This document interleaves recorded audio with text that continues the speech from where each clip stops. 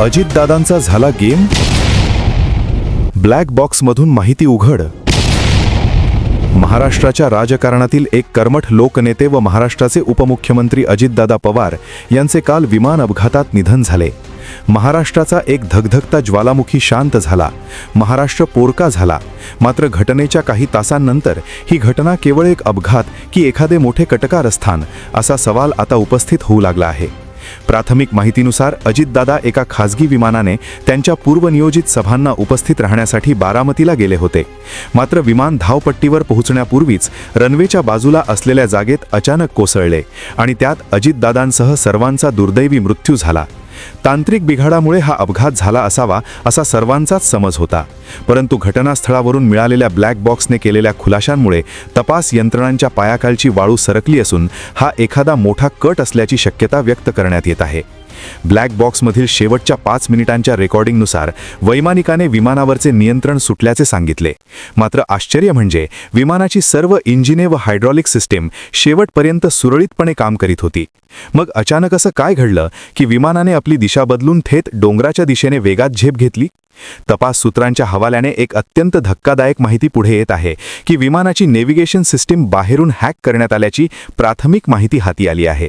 याचा अर्थ असा की हे विमान कोणीतरी जमिनीवरून हॅक करून रिमोट कंट्रोलद्वारे नियंत्रित केले होते.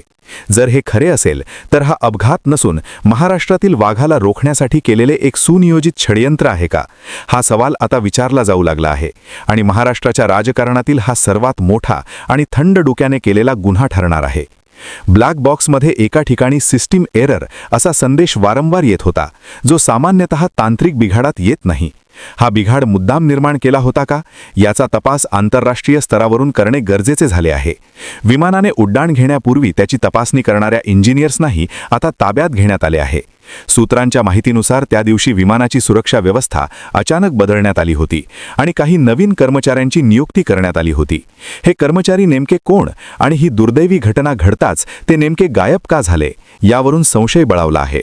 ब्लॅक बॉक्समधील तो गूढ आवाज आणि त्यानंतर झालेला स्फोट हे सर्व एका षडयंत्राचा भाग मानले जात आहे. या संपूर्ण प्रकरणाला धक्कादायक वळण तेव्हा आले जेव्हा एअर ट्रॅफिक कंट्रोलच्या रेकॉर्डमधून एका अज्ञात रेडिओ फ्रिक्वेन्सीचा हस्तक्षेप समोर आला. सूत्रांच्या माहितीनुसार विमान कोसळण्याच्या अवघ्या 2 मिनिटांपूर्वी वैमानिकाचा संपर्क तुटला होता. पण त्याचवेळी विमानातील स्वयंचलित यंत्रणेला चुकीचे निर्देश दिले जात होते. हे निर्देश विमानतळावरून नव्हे तर एका अज्ञात ठिकाणाहून सॅटेलाईटच्या माध्यमातून पाठविले जात होते. याचा अर्थ असा निघतो की हे एक डिजिटल षडयंत्र आहे.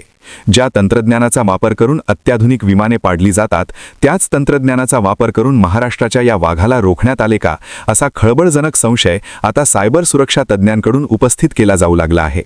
ब्लॅक बॉक्समधील तो अंतिम संदेश, ज्यामध्ये अजितदादांचा शेवटचा शब्द ऐकू येतो, तो म्हणजे धोका. हा धोका त्यांना ओळखता आला होता का? आणखी काही? सत्तेसाठी चाललेला हा खेळ आता कोणत्या थराला जाईल हे सांगणे कठीण आहे. एक मात्र नक्की, अजित पवार यांच्या निधनाचे रहस्य जोपर्यंत उलगडत नाही तोपर्यंत हा संघर्ष थांबणार नाही. विमानाचे इंधन भरणाऱ्या कर्मचाऱ्यांपासून ते एअर ट्रॅफिक कंट्रोलरपर्यंत सर्वांची सखोल चौकशी सुरू आहे. आता प्रतीक्षा आहे ती केवळ अधिकृत तपासणी अहवालाची आणि त्यातून बाहेर येणाऱ्या सत्याची. महत्त्वाच्या आणि ताज्या बातम्या पाहण्यासाठी आमच्या चॅनलला सबस्क्राईब करा व बेल आयकॉन प्रेस करा.